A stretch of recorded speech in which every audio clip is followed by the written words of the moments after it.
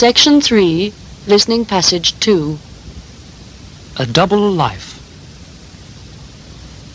For the last 5 years, Colin Harrison has been leading a life which was described in court yesterday as a hellish nightmare of his own making. Harrison, who's 34, met his first wife, Eileen, 8 years ago. They soon had 2 children, and Harrison seemed to settle down in a Bristol suburb to a solid, respectable life as a devoted husband and father. His only apparent problem was his job as a long-distance lorry driver. This took him away for almost half of every month on long drives up to the northeast of England, particularly around the Newcastle area. However, as the court learned, after 3 years of marriage, Harrison met another woman and fell in love with her. She was a pretty young widow, Mrs. Claudia Paisley, whose husband had died in a tragic motor car accident 2 years earlier. Harrison married her as well and began to lead a double life. The first was in his home in Bristol, and the second was in the village of Ormley near Newcastle with his second wife. Neither of the 2 women knew of each other's existence. Harrison had 2 more children in his first marriage, the last of which, a boy, was born 9 months ago. His second wife, Claudia, bore him a daughter around the same time. She already had 2 children from her earlier marriage. In order to support his 2 families, Harrison had to work almost every hour of the day and night. In addition to his main job, he took on a number of part-time jobs in both Bristol and Ormley. It became so bad that several months ago he suffered a complete physical and mental collapse. One of his doctors, to whom Harrison confessed everything, advised him to give himself up and then try to make a completely fresh start in life. Harrison took the advice. Yesterday, after pleading guilty to bigamy, he was given a 2-year jail sentence, suspended for 4 years. The court heard that his first wife is now seeking a divorce. Section 3, Listening Passage 3. Prince Albert and the Jewel Robbers. After living and working in London for more than a year, Linda still felt terribly lonely. She'd done all sorts of things in order to make friends, but still had none. She had even joined the sports club of the large insurance company where she worked as a secretary, and had taken lessons in things like badminton and even judo.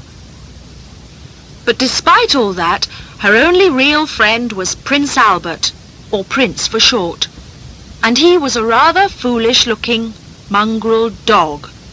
He belonged to the old woman who rented Linda a room in her huge old-fashioned house. Linda often took Prince out for a walk on Saturday mornings, which was when she did her weekend shopping. One day, they were in a small side street just round the corner from all the shops, when Prince suddenly pulled Linda towards a lamppost.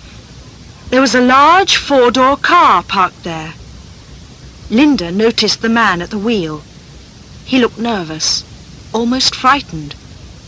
Prince started sniffing round the lamppost.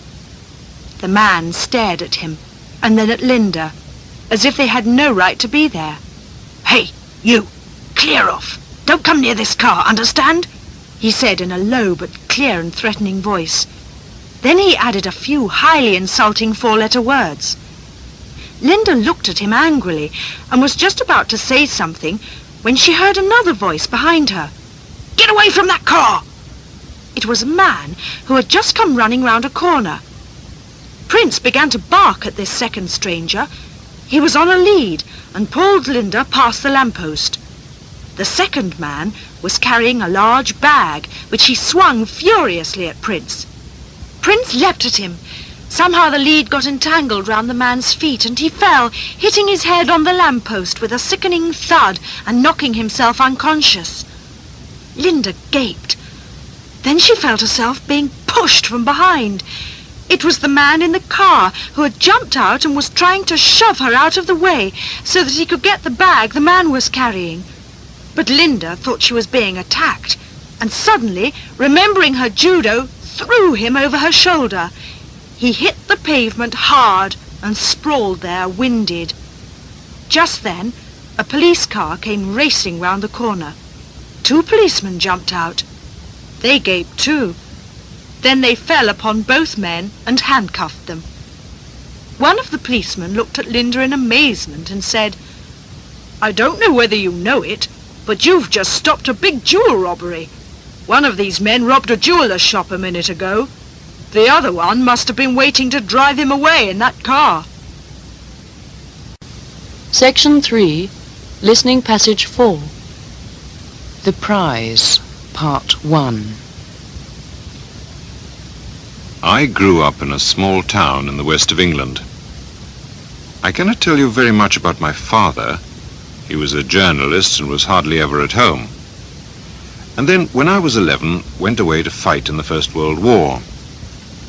But he must have been a pleasant man with an enormous sense of humour, and my mother must have loved him enormously. I can remember hearing them laughing a lot when I was in bed. I remember the years of the war very well. I had just started going to grammar school when it began. All the teachers were very old. The young ones were in the army. We were often hungry, particularly towards the end of the war, but our old teachers never seemed to notice. We had to translate meaningless verses from the Latin and Greek classics. I remember doing translations from Homer. The teachers seemed closer to the Trojan War than to the one going on in France a few hundred miles away.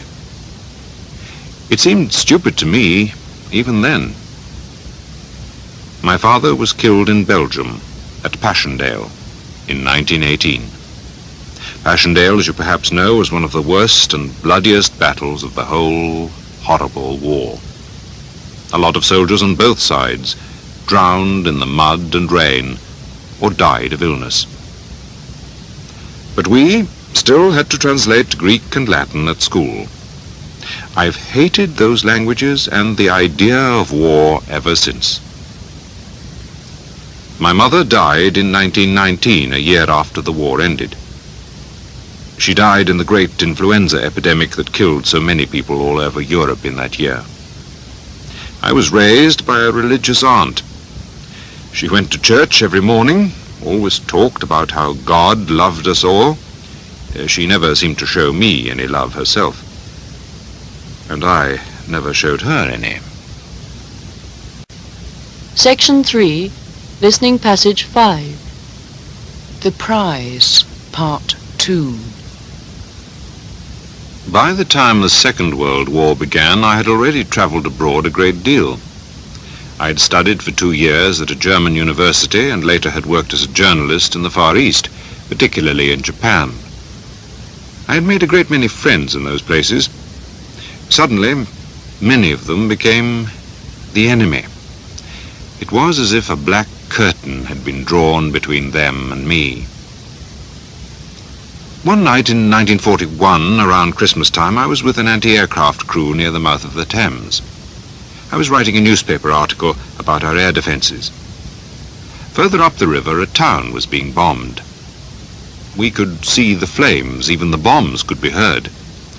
They sounded like huge kettle drums that were being tuned for a concert. Then we were warned that some of the bombers were coming our way.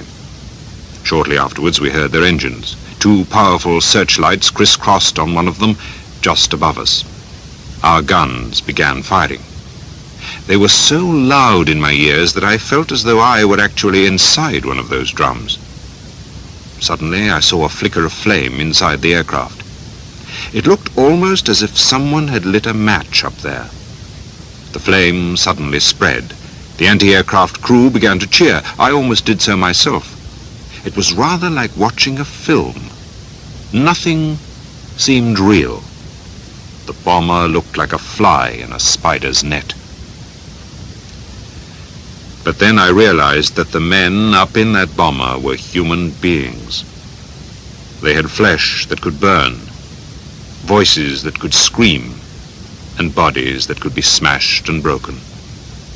I suddenly wondered if some of them were the brothers or sons of friends of mine, or even my friends themselves. It is not easy to hate people whose names you know, whose language you speak, and with whom you have laughed and drunk. They had been dropping bombs on us a moment ago, but they could hardly have known just what they were doing. Later, other friends of mine in different bombers would die in the same way over Germany and Japan. They would kill innocent people just as the men up in that blazing bomber had done. It was as though we were all puppets in a mad play. So much was wasted. So much life was lost that could never be replaced. And so, I did not and could not cheer as I watched that bomber crash. There were no parachutes. All the bomber crew must have died.